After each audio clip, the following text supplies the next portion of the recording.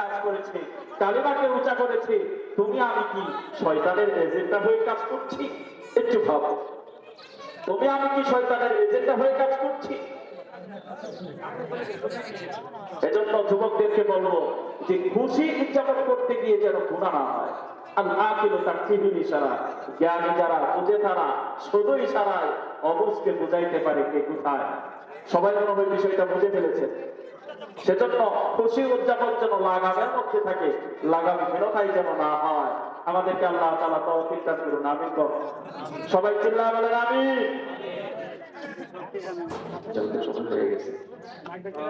আমাদের কি নির্ধারিত সময় কি নামাজ হবে, নাকি আরো সময় দিবেন আমাকে? কমিটির লোক নাই, আরো আলোচনা হবে ইনশাআল্লাহ।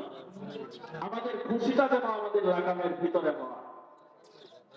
খুশি উদযাপন করতেন যে সাহাবীরা, আর আমরাও তো খুশি উদযাপন করছি। দেখেন তো, মিলিয়ে দেখেন, সাহাবাই কেরামের চেয়ে কি ইমানদার আমি বেশি পেয়ে গেলাম? একটু ভাবেন, একটু ভাবেন। অন্ত জাহানের বাদশা, অন্ত জাহানের মধ্যে পৃথিবীর প্রেসিডেন্ট ওমর ইবনুল খাত্তাব রাদিয়াল্লাহু তাআলা ঈদের দিন ঘরের মধ্যে বসে দরজা লাগিয়ে কান্না শুরু করছে। কান্না করতেছে, কান্নাকাটি করে। ওমর ইবনুল খাত্তাব রাদিয়াল্লাহু তাআলা ঈদের দিন ঘরের দরজা লাগিয়ে কান্নাকাটি করেন।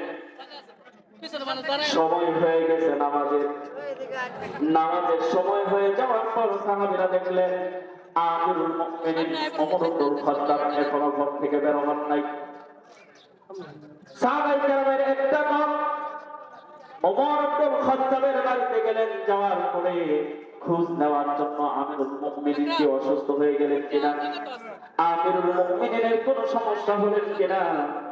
আমিরুল মুমিনিন ওমর ইবনুল খাত্তাব রাদিয়াল্লাহু তাআলা ওর বাড়িতে গেলেন সাহাবীদের একটি দল। সাহাবায়ে কেরাম রাদিয়াল্লাহু তাআলা গিয়ে সালাম দিলেন, আসসালামু আলাইকা ইয়া উমর। ওমর রাদিয়াল্লাহু তাআলা দরজা খুলে দিলেন। খুলে দেওয়ার পর সাহাবীরা ঘরের ভিতরে প্রবেশ করলেন। প্রবেশ করার পর দেখলেন হযরত ওমরের গাল বেয়ে দাড়িগুলা ভিজে গেছে, বুকটা পর্যন্ত ভিজে গেছে। এত পরিমাণ কান্না করলেন। হযরত ওমরের এই দৃশ্য দেখে সাহাবীরা জিজ্ঞাসা করলেন, ওগো আমিরুল মুমিনিন, আজকে খুশির দিন, এই খুশির দিনে আপনি ঘরের দরজা বন্ধ করে কেন কান্না করেন? আমরা রাদিয়াল্লাহু তাআলা ডাক দিয়ে বললেন, ভাইরা আমার, আমি তো জানি আজকে খুশির দিন, আমি তো জানি আজকে আনন্দের দিন। মুসলমানদের দুইটা দিনে আনন্দ হয়, খুশি হয়, কিন্তু আমার বড় ভয় হয়ে গেছে, আমি বড় ভারাক্রান্ত হয়ে গেছি। আমার অন্তরের ভিতরে ভয় ঢুকে গেছে। খুশি তো ওই ব্যক্তির জন্য হয় যে ব্যক্তির আজকে সমস্ত গুনাহ মাফ করে আল্লাহর পক্ষ থেকে পুরস্কার গ্রহণ করে। ওই ব্যক্তির জন্য তো খুশি, ওই ব্যক্তির জন্য তো আনন্দ। আমি ওমরের গুনাহগুলো মাফ হয়েছে কিনা আমার তো জানা নাই, আমি ওমরের গুনাহগুলো মাফ হয়েছে কিনা আমার তো জানা নাই, আমার আমলনামার মধ্যে গুনাহ এখনো অবশিষ্ট আছে কিনা আমার তো জানা নাই। যদি গুনাহ অবশিষ্ট নাই থাকে তাহলে আমার কি হবে? আমার কিসের খুশি? আমি এই খুশি দিয়ে কি করব? যদি আল্লাহ পাকের সন্তুষ্টি আমি অর্জন না করতে পারি, তাহলে আমার এই খুশি কিভাবে আমি উদযাপন করি? ঠিক কিনা গো?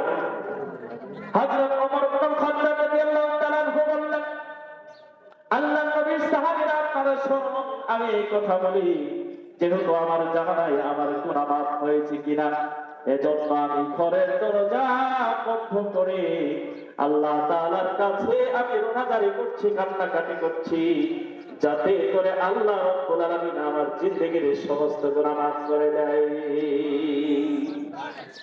যাতে করে আল্লাহ রাব্বুল আলামিন আমার সমস্ত গুনাহগুলো মাফ করে দেন। এজন্য আমি কান্না করি। প্রিয় ভাইরা আমার, উমরের মতো মানুষ আল্লাহ পাক তাকে কত মর্যাদা দিয়েছেন, কত সম্মান দিয়েছেন। আল্লাহ নবী সাল্লাল্লাহু আলাইহি সাল্লাম বলেছেন, লাউ কানা বাদি নাবিয়্যুন লাকানা উমর, আমার পরে যদি কোনো ব্যক্তিকে আল্লাহ পাক নবী করে পাঠাতেন, আল্লাহ তাআলা হযরত ওমরকে নবী করে পাঠাতেন। সুবহানাল্লাহ। হযরত ওমরের কত মর্যাদা, হযরত ওমর রাদিয়াল্লাহু তাআলা আনহুর এত মর্যাদা, এত মর্যাদা। হযরত ওমরের মতের সাথে মিলের কারণে আল্লাহ তাআলা 21 জায়গায় কোরআনের আয়াত নাযিল করে দিয়েছি। সুবহানাল্লাহ। এই হযরত ওমর ঈদের দিন ঘরের দরজা বন্ধ করে কান্না করেন এজন্য যে আমার গুনাহ মাফ হয়েছে কিনা। আমার যদি গুনাহ মাফ নাই হয় তাহলে আমার কিসের খুশি। আজকে আমরা কত বেখবর হয়ে গেছি, কত বেখবর হয়ে গেছি আমরা। আমাদের গুনাহ মাফ হয়েছে কিনা আমাদের জানা নাই। প্রিয় ভাইয়েরা আমার, একটু খেয়াল করে দেখুন তো, আজকে যারা আমরা বসেছি, আমাদের আশেপাশে অনেক মানুষগুলা ছিল, আমাদের সাথে আজকে তারা নাই। আজকে তারা অন্ধকার কবরে চলে গেছে। আমিও তো তাদের অন্তর্ভুক্ত হয়ে অন্ধকার কবরে তাদের সাথে শুইতে পারতাম। একটু খেয়াল করে দেখো, যারা বাবা হারিয়েছে, একটু খেয়াল করে দেখো, যারা ভাই হারিয়েছে। এই ঈদের দিন ভাইদের সাথে ঈদ করতাম, বাবার সাথে ঈদ করতাম। এই ঈদের দিন যারা মা হারিয়েছে, দেখেন ঈদগাহে সমস্ত মানুষগুলা ফিরে যাবে। কিছু মানুষের তো মা আছে, কিছু মানুষের তো মা আছে, যাওয়ার পর তারা মার মুখ থেকে হাসি মুখ দেখবে, খুশি হয়ে যাবে, মাকে কদমবুসি করবে, মাকে তারা সালাম জানাবে। কিছু মানুষ আছে যারা মা বাবাকে বাড়িতে নিয়ে বাবাকে সালাম দিবে। একটু খেয়াল করে দেখো, একটা সময় এই ঈদগাহ মাঠে বাবার হাত ধরে আমরা আসতাম, একটা সময় আমরা এই ঈদগাহ মাঠে বাবার হাত ধরে আসতাম, একই সাথে নামাজ পড়তাম। বাবা নতুন জামা পড়তেন, না পারলে আমাকে নতুন জামা পক্ষে বানিয়ে দিতেন। কত দিন হয়ে গেছে দেখেন কবরের মধ্যে। ওই যে একটা জামা সেলাইবিহীন কাপড়, ওই কাপড়টা 3টা কাপড় দিয়ে তাকে প্যাকেজ করে, কোনো সেলাই নাই, 3টা কাপড় দিয়ে তাকে প্যাকেজ করে যে রাখলাম, এখন পর্যন্ত খোঁজ নিয়ে দেখলাম না তার কি আর জামার প্রয়োজন আছে। একটু খেয়াল করে দেখো, একটু খেয়াল করে দেখো, আজকে যারা ভাই হারিয়েছে, যেই ভাইয়ের সাথে আমরা একসাথে পিটাপিটি বড় হয়েছি, বোন হারিয়েছি, যে বোনের কাছে গিয়ে মাতৃত্বের গন্ধ পেতাম, বোন হারিয়েছি যারা, মুরব্বীদেরকে যারা হারিয়েছি, একটু খেয়াল করে দেখো, ওই মুরব্বীরা অন্ধকার কবরে কোন অবস্থায় আছে। তাদের অন্তর্ভুক্ত আমিও তো হতে পারতাম। আল্লাহ পাক আমাকে তৌফিক দিয়েছেন, সময় দিয়েছেন, সুযোগ দিয়েছেন। এখন পর্যন্ত আমার গুনাহগুলো মাফ করার সুযোগ আল্লাহ পাক আমাদেরকে দিয়েছেন। এখন পর্যন্ত আল্লাহ পাক সুযোগ দিয়েছেন যেন আমি আমার গুনাহগুলোকে মাফ করি, আল্লাহর সন্নিধ্য সন্তুষ্টি যেন অর্জন করতে পারি। এখন কি আমি বেখবর হয়ে চলবো? একটু ভাবো, আমাদের ঈদ আনন্দ খুশি, কিন্তু এই ঈদ আনন্দ খুশি আমাদেরকে কি এনে দেয়? একটু ভাবো, একটু চিন্তা করুন, একটু বুঝুন, আমি কি তাদের অন্তর্ভুক্ত হয়ে গেলাম কিনা, যে যাদেরকে আল্লাহ তাআলা গজব নাযিল করে শেষ করে দিয়েছে, তাদের অন্তর্ভুক্ত হলাম কিনা, আমার দিল কি মরে গেল কিনা? একটু ভাবো, একটু ভাবো। ভাইয়েরা আমার, একটু বুঝুন, আজকে আমি আপনি এই যে ঈদগাহে এসে উপস্থিত হয়েছি, খুশি বিলাবো বলে আমরা নিয়ত করে ঘর থেকে বের হয়েছি।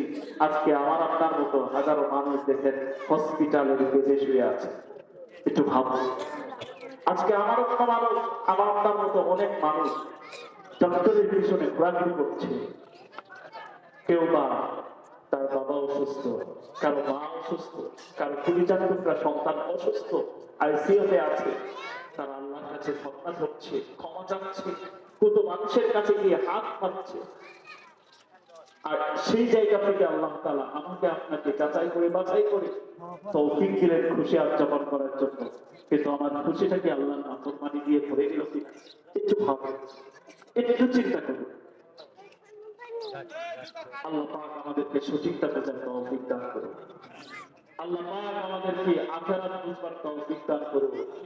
আল্লাহ পাক আমাদের সর্বে সদর করবে, আমিন বলুন সবাই। আল্লাহ পাক আমাদের পরিচার ভিতরে আল্লাহ পাকের ভয় ঢুকিয়ে দেয়, সকলে চিল্লায় বলেন আমিন।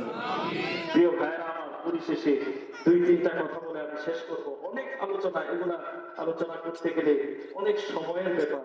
তারপরেও বলতেছি যে যে সমস্ত ব্যক্তিদেরকে আল্লাহ তাআলা দীর্ঘ একটি মাস সিয়াম সাধনা করে আত্মাকে পরিশুদ্ধ করবার তৌফিক দান করেছেন।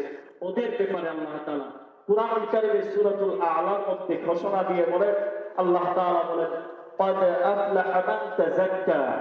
ওই সমস্ত ব্যক্তিরা আজকে সফলকাম, ওই সমস্ত ব্যক্তিরা আজকে সফলকাম যারা নিজেদের আত্মাকে পরিশুদ্ধ করে নিয়েছে, যারা নিজেদের আত্মাকে পরিশুদ্ধ করে নিয়েছে।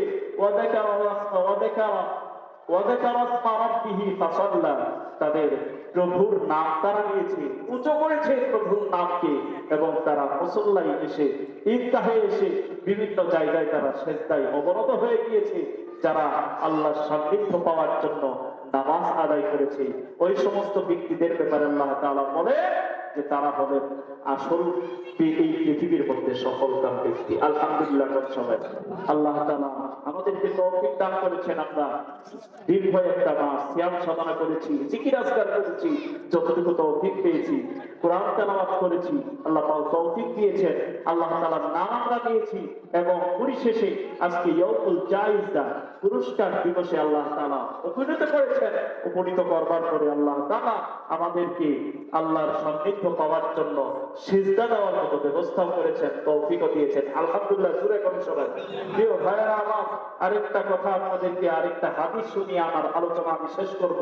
হাদিসটা শুআবুল ঈমান লিল বাইহাকী এই কিতাবে 3717 নম্বর হাদিস। আজকে যারা আমরা মুসল্লায় এসেছি, আমরা তো আমাদেরকে চিনছি না, আমরা তো আমাদেরকে বুঝতেছি না আমরা কত বড় এবং কত দামি মানুষ, আমরা তো চিনতেছি না।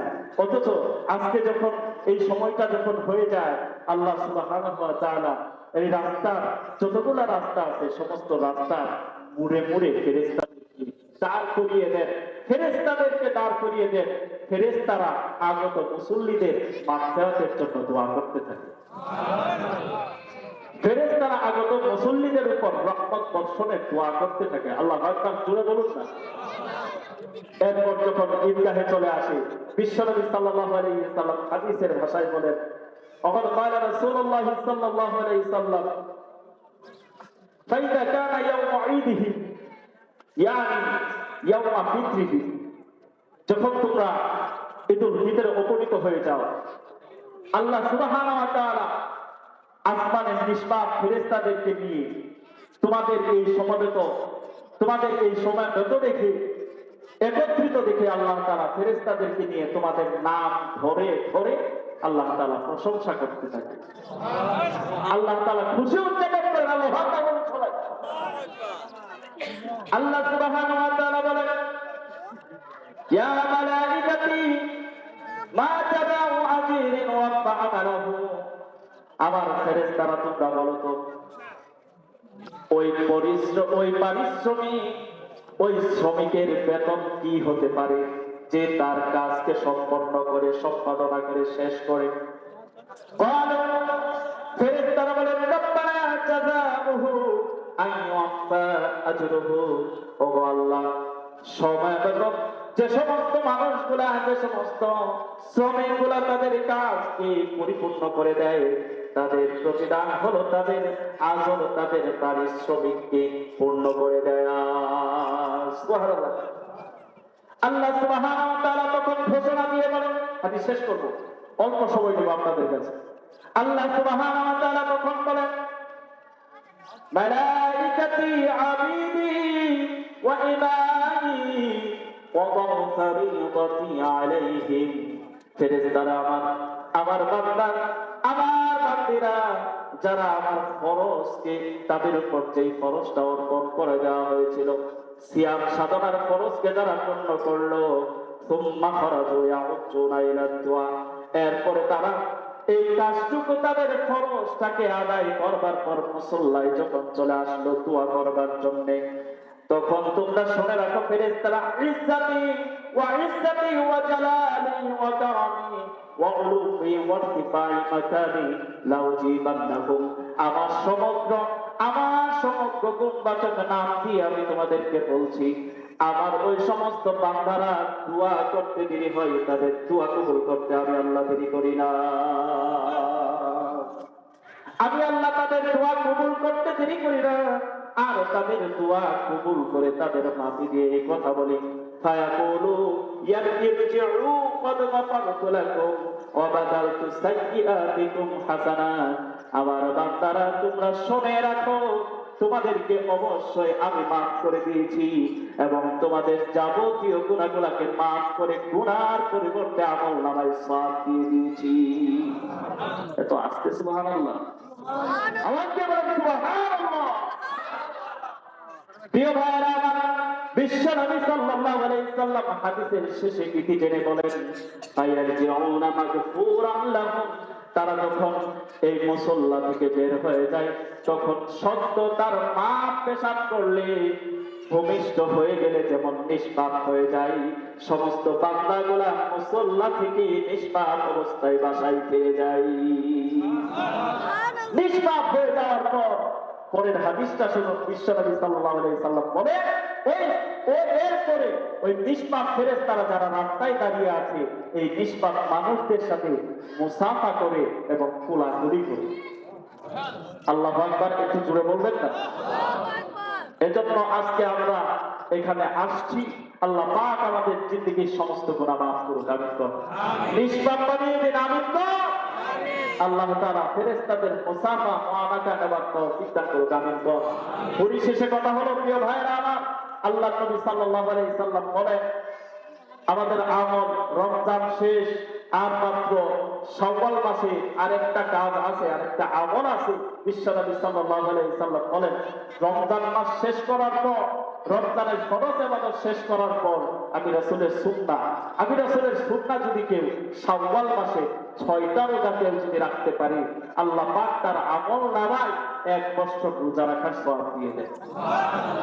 মান সামা রমাদান সুম্মা আতবাউ সিত্তান মিন শাওয়াল কানা কাসিয়ামিদ দাহরি কুল্লিহি। প্রিয় ভাইরা আমার, আমরা সকলেই মোটামুটি জানি, কোন বান্দা যদি একটা নেক আমল করে, 10টা নেক আমলের সওয়াব তার আমল নামায় চলে আসে। এত আস্তে সুবহানাল্লাহ। 30 দিন 30টা, এরপরে 6 দিন 6টা, কত হয়েছে? 36টা হয়েছে না? 10 দিয়ে গুণ দেন, কত হয়? 360 দিন না? চন্দ্র মাস হিসাব হয়, চন্দ্র বৎসর হিসাব হয় 360 দিনে। এই 360 দিনে আপনি যদি 6টা রোজা বাকি রাখতে পারেন, রমজান মাসের পরে শাওয়াল মাসের 6টা রোজাও যদি আপনি রাখতে পারেন, আল্লাহ পাক আমাকে আপনাকে 360 দিন রোজা রাখার সওয়াব আল্লাহ দান করবেন। রাখবো তো ইনশাআল্লাহ। একটা মাসআলা আপনাদেরকে শোনাই।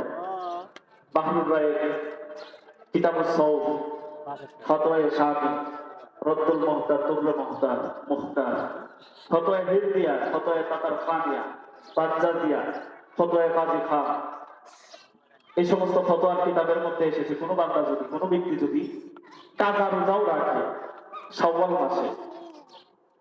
মাসে যদি কাজা রোজাও রাখে, আল্লাহ তাআলা এই কাজা রোজাটাকেও শাওয়ালের রোজা হিসেবে পরিগণিত করেন। সুবহানাল্লাহ।